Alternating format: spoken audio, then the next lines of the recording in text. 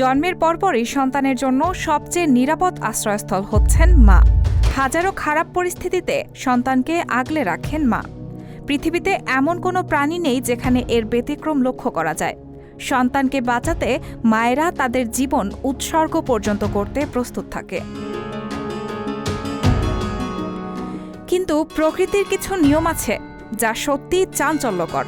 প্রকৃতিতে এমন কিছু প্রাণী আছে যারা নিজের জন্মলগ্নে তার মাকে খেয়ে ফেলেন।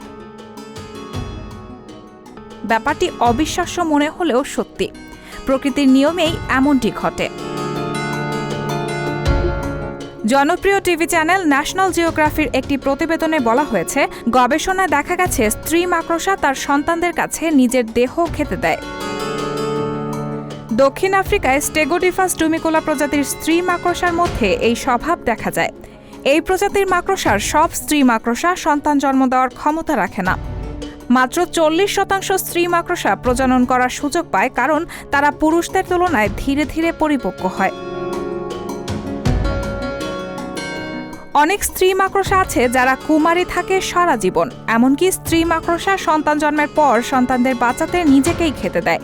এরপর এই বাচ্চাগুলো পালিত হয় কুমারী কোনো মাকড়সার কাছে। এছাড়া আরেকটি প্রাণী আছে, কাঁকড়া বিছা।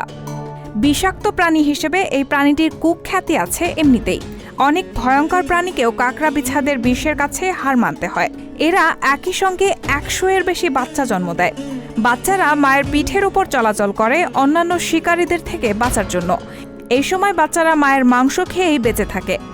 খোলসের ভেতরে যতক্ষণ না সম্পূর্ণ মাংস শেষ হয়ে মায়ের মৃত্যু হয় ততক্ষণ খেতে থাকে।